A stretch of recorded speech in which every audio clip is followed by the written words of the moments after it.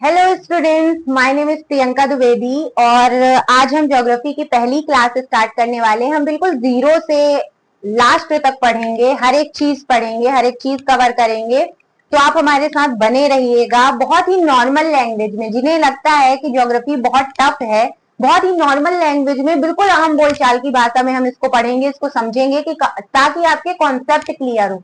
ये आपकी यूपीएससी के लिए ही है मेनली, लेकिन एमपीएसआई में भी काम आएगा। ठीक है, तो आज हमने ज्योग्राफी का पहला पार्ट उठाया है, फिजिकल ज्योग्राफी। ठीक है, तो अच्छा, फिजिकल ज्योग्राफी होता क्या है? बिना डिले किए हम स्टार्ट करते हैं। फिजिकल ज्योग्राफी पसंद आए तो हमारे चैनल को सब्सक्राइब कर दीजिएगा, हमें सपोर्ट करिएगा। फिजिकल ज्योग्राफी होता क्या है? अब देखिए, ये हमारी अर्थ है। ठीक है, ये हमारी क्या है? अर्थ है।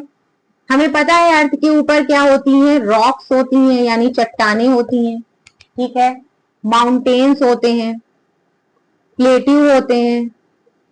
ठीक है, अर्थ में वाटर भी होता है। ठीक है, प्लेन्स भी होते हैं, मैदान जिन्हें हम कहते हैं, और इसमें सॉइल भी होती है, मृदा, मिट्टी। ठीक है, सॉइल भी होती है। थोड़ा ऊपर जाएंगे अगर हम, तो चारों तरफ एक एटमॉस्फियर होता है, क्लाउड होते हैं, बादल। ठीक है, टेम्परेचर, विंड, हवा, पवन, रेनफॉल, वर्षा, ये सारी चीजें किससे जुड़ी हुई? हमारे एटमॉस्फियर, हमारे वायुमंडल में ये सारी घटनाएं होती हैं। क्लाउड का फॉर्मेशन कैसे होता है, कैसे टेम्परेचर इंपैक्ट डालता है सारी चीजों पर, रेनफॉल कैसे होती है, इसको हम किसके अंदर पढ़ते हैं? क्लाइमेट के अंदर पढ़ते हैं। ठीक है, क्लाइमेट के अंदर पढ़ते हैं। और इसको, क्लाइमेट को किसके अंदर पढ़ते हैं? क्लाइमेटोलॉजी के अंदर पढ़ते हैं। सिंपल है, क्लाइमेट की स्टडी क्लाइमेटोलॉजी। ठीक है, तो हमने एक चीज समझा कि अच्छा, फिजिकल ज्योग्राफी में हमने एटमॉस्फियर को देखा, क्लाउड, टेम्परेचर, विंड, रेनफॉल, और फिजिकल ज्योग्राफी का एक पार्ट निकल कर आया जिसको हमने कह दिया क्लाइमेटोलॉजी। ठीक है, जिसको हमने कह दिया क्लाइमेटोलॉजी, मतलब फिजिकल ज्योग्राफी का एक पार्ट निकल कर आया, क्या? क्लाइमेटोलॉजी। अच्छा, अब इनको समझते हैं। तो आपने सुना होगा जनरली, अभी ऐसे ही बता देते हैं, आपने सुना होगा जनरली कि अर्थ के अंदर से कहीं से वोल्केनो आते हैं, ज्वालामुखी। ये अर्थ है, अर्थ के अंदर से क्या आते हैं? ज्वालामुखी, वोल्केनो आते हैं।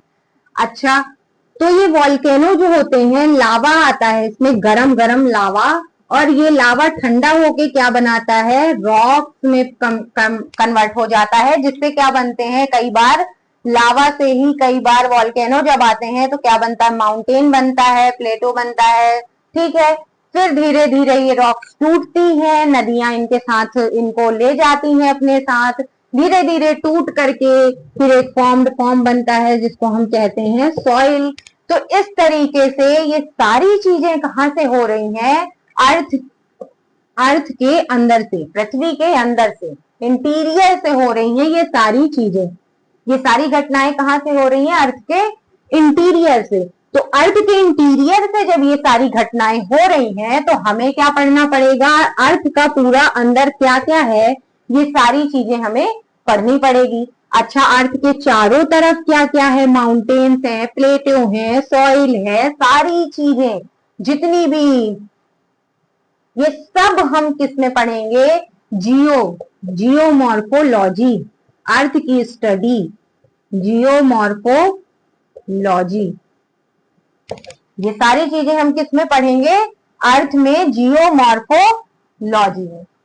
ठीक है, यहां तक समझ में आ गया कि अर्थ क्लाइमेटोलॉजी में दूसरा पार्ट, फिजिकल ज्योग्राफी में दूसरा पार्ट क्या हो गया हमारा?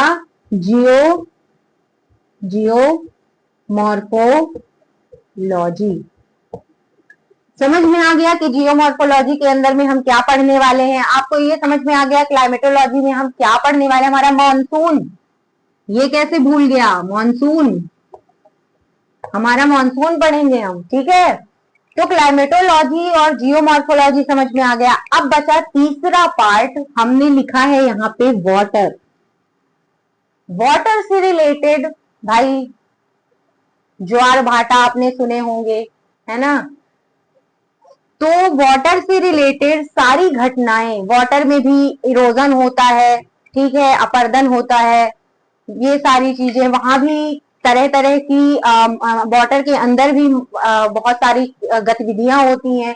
तो ये सब हम किसमें पढ़ेंगे, ये सब पढ़ेंगे हम ओशिनोग्राफी में, ओशिनोग्राफी में, ठीक है। हम पढ़ेंगे क्लाइमेटोलॉजी, जियोमॉर्फोलॉजी और ओशिनोग्राफी, और यही तीनों चीजों को जो हम इसके अंदर जो कुछ भी पढ़ेंगे उसी को हमने क्या कहा, फिजिकल ज्योग्राफी। आई होप आपको समझ में आ गया होगा, ठीक है। ठीक है, तो हम फिजिकल ज्योग्राफी में तीन चीजें पढ़ेंगे, क्लाइमेटोलॉजी, जियोमॉर्फोलॉजी और ओशिनोग्राफी। जियोमॉर्फोलॉजी में हम सबसे पहले स्टार्ट करते हैं इंटीरियर ऑफ द अर्थ। क्या स्टार्ट करते हैं, इंटीरियर ऑफ, मैं बड़ा लिखने की कोशिश कर रही हूं ताकि आपको समझ में आए, interior of the earth. Geomorphology में हमने सबसे पहले क्या स्टार्ट कर रहे हैं, हम इंटीरियर ऑफ द अर्थ, ठीक है, इंटीरियर ऑफ द अर्थ।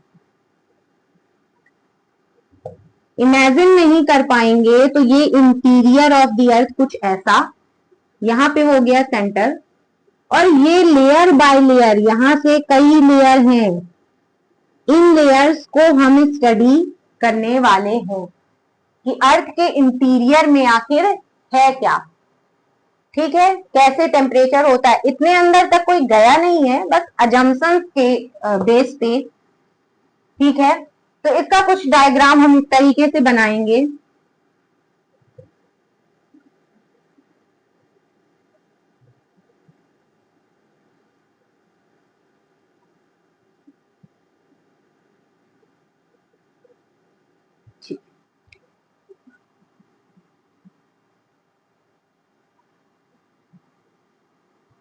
ठीक है।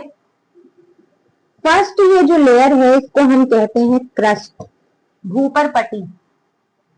पहली ये जो लेयर है इसको हम कहते हैं क्रस्ट, भूपर पट्टी। दूसरी लेयर है मेंटल, इसको हम कहते हैं भूप्रवार। तीसरी लेयर है कोर, जिसको हम कहते हैं क्रोड, ठीक है, इसको हमने 0 मान लिया। तो यहां से 34 किलोमीटर तक क्या है, हमारा क्रस्ट है। यहां से 34 किलोमीटर तक क्या है, हमारा क्रस्ट है। मेंटल की बात करें तो 2900 किलोमीटर तक हमारा क्या है, मेंटल है, और 6371 किलोमीटर तक हमारा कोर है, ठीक है, अर्थ का सेंटर। यहां तक पहुंचना इम्पॉसिबल है, ठीक है, लेकिन अजम्पशंस के थ्रू, स्टडीज के थ्रू कि ऐसा होगा। तो हमारी पहली लेयर क्या है, क्रस्ट, दूसरी लेयर क्या है, मेंटल, और तीसरी लेयर क्या है, कोर है। और 34 किलोमीटर, 2900 किलोमीटर, 6371 किलोमीटर, ठीक है। आगे बढ़े, ठीक है, इसी में थोड़ा सा समझते हैं। इसमें हम थोड़ा आगे गए तो ये एक लेयर है, बिल्कुल कंफ्यूज नहीं होना है, मैं एक एक चीज बहुत अच्छे से बताऊंगी। ये जो ये लेयर हमने, ये है 100 किलोमीटर या 200 किलोमीटर, ठीक है, ये क्या है, 100 किलोमीटर या 200 किलोमीटर। तो यहां से 0 से लेकर के 100 किलोमीटर तक इसको हमने नाम दिया लिथोस्फीयर, लिथोस्फीयर, इसको हमने क्या नाम दिया, लिथोस्फीयर, ठीक है। अब हम बात करते हैं क्रस्ट की, कि क्रस्ट का जो स्टेट है किस फॉर्म में है, ये सॉलिड है, लिक्विड है, गैस है, किस फॉर्म में है। तो जो क्रस्ट है, क्रस्ट हमारा सॉलिड फॉर्म में है, ठीक है, क्रस्ट हमारा किस फॉर्म में है, सॉलिड फॉर्म में है। इसमें कौन सा मिनरल है, क्योंकि जो रॉक्स हैं यहाँ पे, क्योंकि रॉक्स हैं ज्यादातर, और जो रॉक्स है ना, क्योंकि लावा क्या है कि बाहर बस नहीं आता है, लावा अंदर भी होता है, तो अंदर भी ठंडा हो जाता है, देरी से होता है, बाहर जल्दी हो जाता है, तो अंदर भी ठंडा होता है। यहाँ पे बहुत ज्यादा रॉक्स हैं, ठीक है, तो जो रॉक्स है वो सॉलिड स्टेट में ही होगी। अब रॉक्स किससे मिलकर बनी होती है, मिनरल से मिलकर बनी होती है, बिल्कुल। तो मिनरल में क्या होगा, यहाँ पे सियाल होगा, सियाल मतलब सिलिका और एल्यूमिनियम, ठीक है, सिलिका और एल्यूमिनियम, सियाल, ठीक है। इतना क्लियर हो गया कि हमारे अर्थ में 3 लेयर हैं, क्रस्ट, मेंटल और कोर, ठीक है, भूपरपटी, भूप्रवार और क्रोड। 34 किलोमीटर तक हमारी क्रस्ट है, 2900 किलोमीटर तक हमारा मेंटल है, और 6371 किलोमीटर तक हमारा कोर है। जो हमारा क्रस्ट है वो सॉलिड स्टेट में है, और इसमें जो मिनरल है वो है सियाल यानी सिलिका और एल्यूमिनियम। और इसके आगे रटना नहीं है, बिल्कुल एक एक करके समझना है कि इसके आगे हम थोड़ा सा आगे बढ़ेंगे 100 किलोमीटर तक, तो इसको हम क्या कहेंगे, लिथोस्फीयर। यानी अगर कोई पूछ ले आपसे कि लिथोस्फीयर क्या है, तो आप बताओगे कि क्रस्ट और अपर मेंटल, क्योंकि अभी हम आगे बताएंगे कि मेंटल को 2 पार्ट में डिवाइड करेंगे, ठीक है, इसी में घोच पोच नहीं करते हैं, अलग से डायग्राम बनाते हैं। अब हम मेंटल में चलते हैं, ठीक है।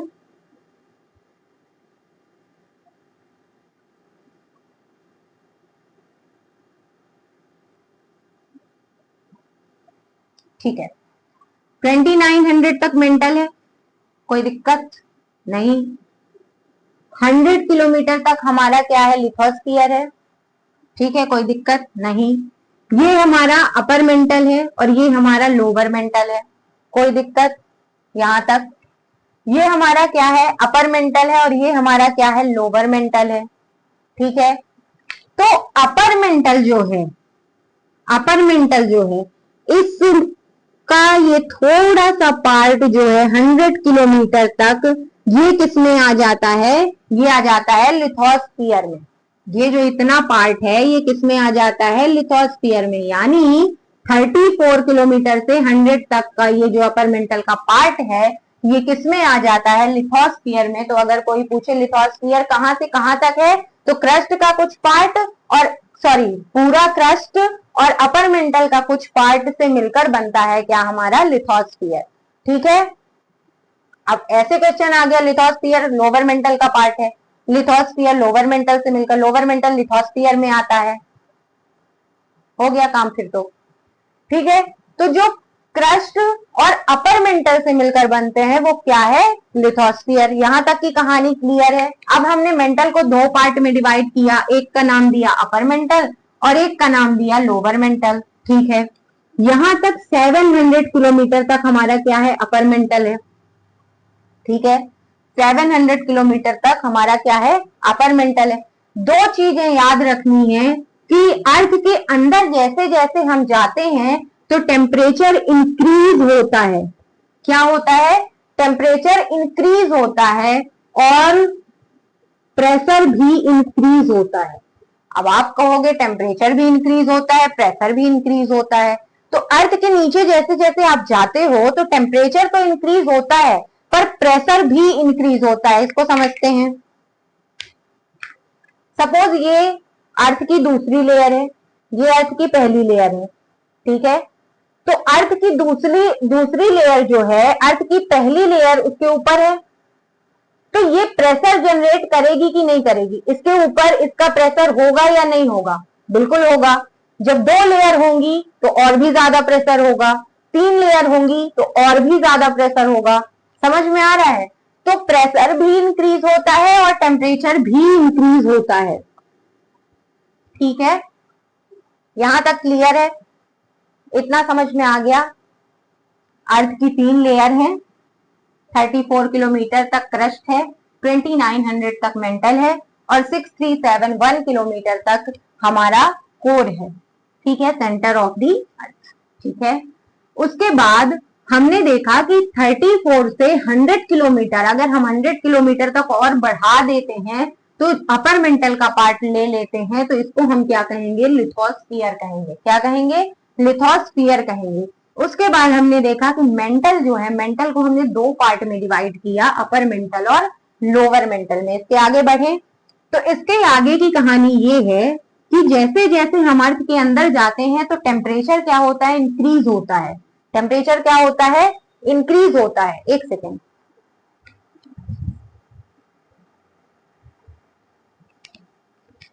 ठीक है। जैसे जैसे हम अर्थ के अंदर जाते हैं तो टेम्परेचर क्या होता है? इंक्रीज होता है। तो यहाँ पे जब हम अर्थ के अंदर जाएंगे तो यहाँ पे क्या होगा? टेम्परेचर इंक्रीज होगा। टेम्परेचर इंक्रीज होगा। और ये जो जगह है यहाँ पे क्या होते हैं? यहाँ पे होते हैं रेडियो एक्टिव मिनरल्स। क्या होते हैं? Radio active minerals. और ये जो रेडियोधर्मी पदार्थ होते हैं, ये रेडियोधर्मी पदार्थ की अपनी थर्मल एनर्जी होती है। थर्मल एनर्जी होती है, ठीक है। इनका खुद का थर्मल एनर्जी होती है। बहुत ज्यादा टेम्परेचर, एक तो टेम्परेचर वैसे ही बढ़ रहा है, इनकी खुद की थर्मल एनर्जी भी होती है, तो टेम्परेचर बहुत ज्यादा होता है यहाँ का, ठीक है। तो ये जो जगह है यहाँ पे टेम्परेचर बहुत हाई होता है, रेडियो एक्टिव मिनरल्स मूवमेंट करते हैं।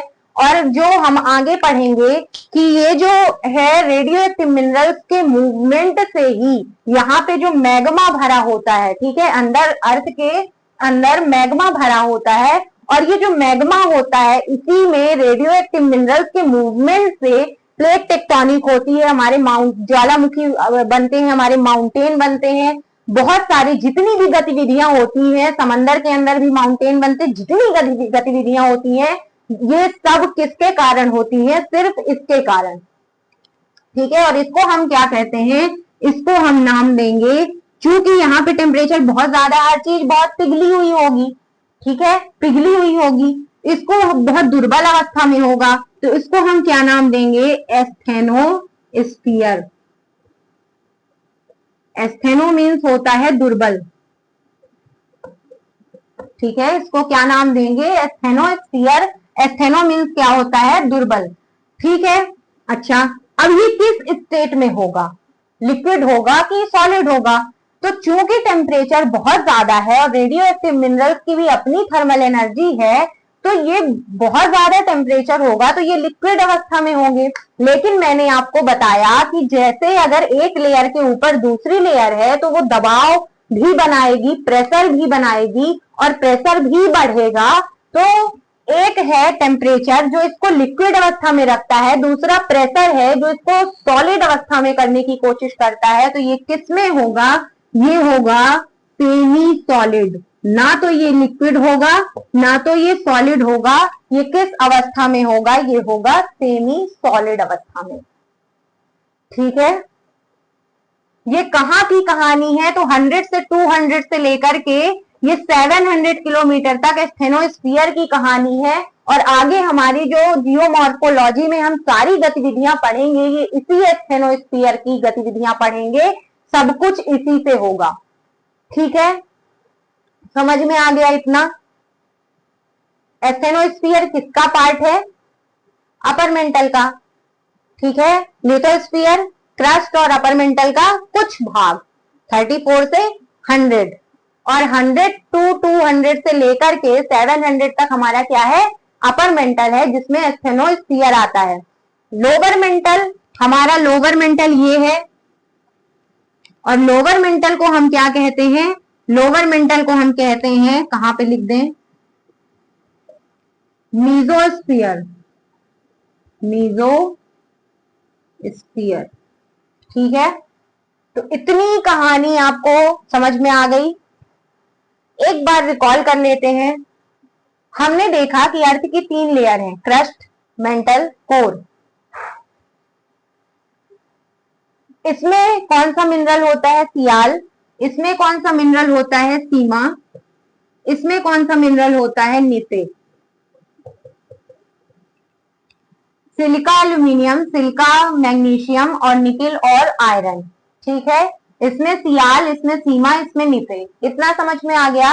ये 34 किलोमीटर तक है, ये 2900 किलोमीटर, ये 6371 किलोमीटर तक है। ठीक है, उसके बाद हम बात करते हैं मेंटल की। अभी लिथोस्फीयर को छोड़ दो, अभी हम बात करते हैं नॉर्मली। हमने देखा, हमने क्रस्ट की बात की कि इसमें सियाल होता है और सॉलिड अवस्था में क्रस्ट रहती है। उसके बाद हम मेंटल में आते हैं, तो मेंटल को हम दो पार्ट में डिवाइड करते हैं, जिसमें 100 से लेकर के 200 किलोमीटर तक हमारा अपर मेंटल है। सॉरी, 100 200 किलोमीटर से 700 किलोमीटर तक हमारा अपर मेंटल है। उसके बाद हमारा 700 से 2900 किलोमीटर तक हमारा लोअर मेंटल है। उसके बाद हमने देखा कोर। ठीक है, अभी हम मेंटल की कहानी समझते हैं। तो मेंटल को हमने ऊपरी भाग जो है 34 से जो क्रस्ट से लेकर के 100 से 200 किलोमीटर तक का पार्ट है, इसको हमने मिला करके और क्रस्ट को, इसको हमने नाम दे दिया लिथोस्फीयर। ठीक है, क्रस्ट और 100 किलोमीटर तक का पार्ट क्या है? लिथोस्फीयर। उसके बाद जो हमारा लोअर मेंटल है उसको हमने क्या कहा? मेसोस्फीयर। और जो हमारा अपर मेंटल है, जहां रेडियो एक्टिव मिनरल्स हैं, जहां ये सारे टेम्परेचर बहुत हाई है और ये सेमी लिक्विड स्टेट में है, इसको हमने क्या नाम दिया? इसको हमने नाम दिया एस्थेनोस्फीयर। समझ में आ गया? ज्यादा जल्दी तो नहीं हुआ? आप कमेंट कर सकते हैं। ठीक है, तो sima, nife, sial, solid state, semi liquid state, और ये जो है हमारा किस स्टेट में है? सॉलिड स्टेट में। जो हमारा लोअर मेंटल है वो किस स्टेट में है? सॉलिड स्टेट में। अपर मेंटल किस स्टेट में है? सेमी लिक्विड स्टेट में, एस्थेनोस्फीयर। ठीक है, सॉलिड स्टेट में क्या है हमारा? Lower mental. लोअर मेंटल किस स्टेट में है? सॉलिड स्टेट में है, क्योंकि हमने बताया कि अगर इसके ऊपर एक चीज रखेंगे तो प्रेशर ज्यादा होगा, दूसरा और रख देंगे तो प्रेशर और ज्यादा होगा। तो ये किस अवस्था में होगा? ये सॉलिड अवस्था में होगा। ठीक है, यहाँ पे क्यों सेमी लिक्विड है? क्योंकि रेडियो एक्टिव मिनरल्स हैं, इनकी खुद की एनर्जी है, यहाँ पे टेम्परेचर बहुत ज्यादा है। ठीक है, तो जो प्रेशर है वो सॉलिड बनाने की कोशिश तो करता है, लेकिन रेडियो एक्टिव मिनरल्स उसको सॉलिड नहीं होने देते हैं। ठीक है, इतना समझ में आ गया? घोच पोच हो गया ज्यादा? कितना समझ में आ गया? ठीक है, आगे बढ़ते हैं।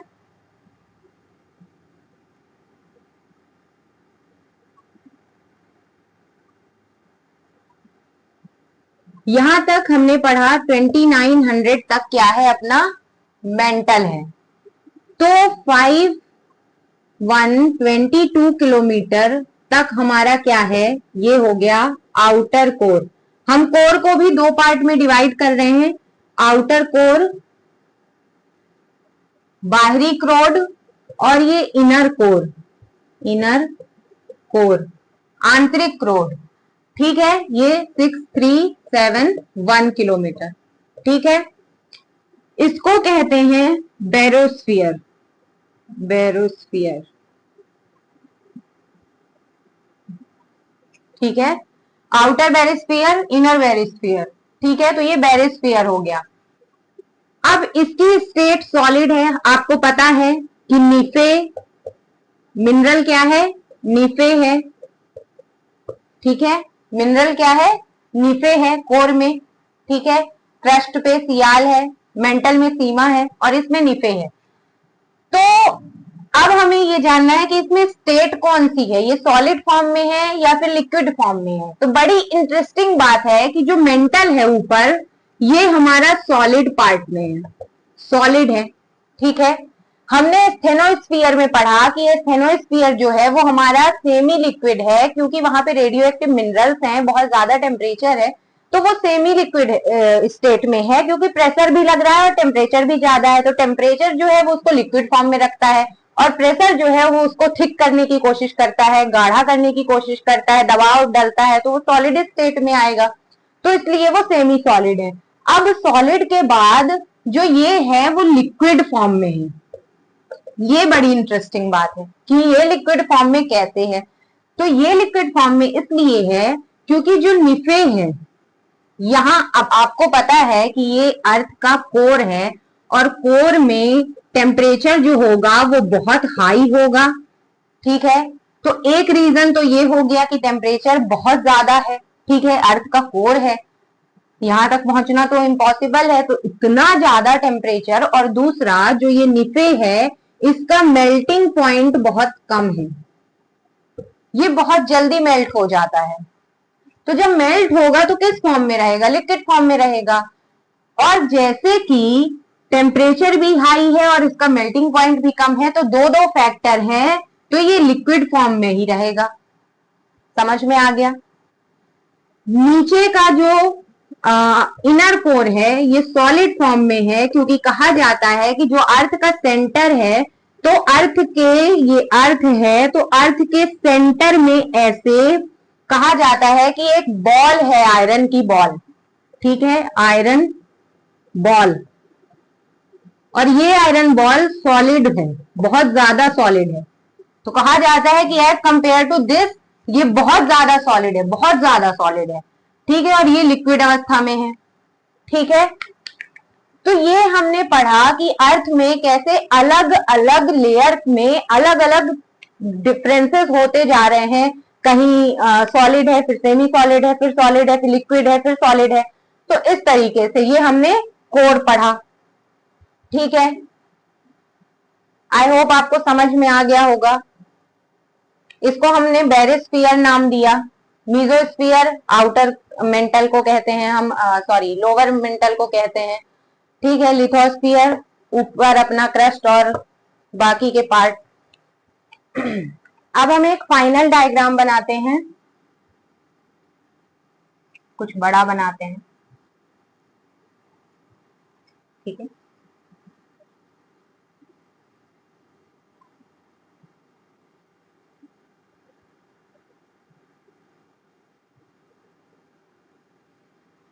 ये हमारा 34 किलोमीटर तक हो गया क्या? आप लोग बताएंगे क्या हो गया? क्रस्ट। हमने पढ़ा 2900 किलोमीटर तक अपना क्या हो गया? मेंटल। और 6371 किलोमीटर तक हमारा क्या हो गया? कोर। ठीक, इतना समझ में आया? उसके बाद हमने देखा कि मेंटल को हमने 3 पार्ट में डिवाइड किया। एक तो 34 से 100 या 200 किलोमीटर, जिसको हमने नाम दिया लिथोस्फीयर। लिथोस्फीयर, ठीक है। लिथोस्फीयर में क्या क्या है? तो अपना क्रस्ट है, प्लस थोड़ा पार्ट अपर मेंटल का, ठीक है। अपर मेंटल का कुछ भाग किसमें है? लिथोस्फीयर में। उसके बाद हम दूसरा पार्ट डिवीजन करते हैं। ये हमारा हमने पढ़ा था एस्थेनोस्फीयर, 700 किलोमीटर तक।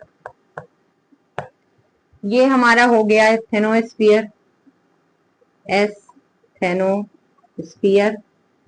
ये हमारा हो गया अपर मेंटल, ये हमारा हो गया लोअर मेंटल, और ये हमारा, फिर हमने कोड को 2 पार्ट में डिवाइड किया। ये हमारा हो गया आउटर कोर, और ये हमारा हो गया इनर कोर, ठीक है। इसमें है सियाल। कौन कौन से मिनरल्स हैं? इसमें है सियाल। पूरे मेंटल में क्या है? सीमा। सीमा, इस पूरे यहां से लेकर यहां तक मेंटल में क्या है? सीमा। और पूरे यहां से लेकर यहां तक कोर में क्या है? निफे। क्या है? निफे, ठीक है। सियाल, सीमा, निफे, ये किस स्टेट में है? सॉलिड। ये सेमी सॉलिड, सेमी सॉलिड, ये सॉलिड, ये लिक्विड, लिक्विड, ये सॉलिड। क्यों है? हमने ये पहले समझ लिया, ठीक है। तो लिथोस्फीयर, एस्थेनोस्फीयर, जो सॉरी लोअर मेंटल है, लोअर मेंटल को हमने क्या कहा? Mesosphere, mesosphere. और बेरिस्फीयर बैरोस्फीयर, किसको कहा हमने, आउटर और इनर कोर को। तो ये था हमारा पूरा interior of the earth. I hope आपको ये वीडियो समझ में आया होगा, अच्छा लगा होगा। तो आप हमारे चैनल को सब्सक्राइब कीजिए ताकि हमें भी पता चले कि आप इसे पसंद कर रहे हैं और हम आगे की क्लासेस भी लेकर आए बड़े उत्साह के साथ। तो ये था हमारा इंटीरियर ऑफ द अर्थ। आगे की कहानी हम कंटिन्यू करेंगे एस्थेनोस्फीयर के साथ। तब तक के लिए जय हिंद।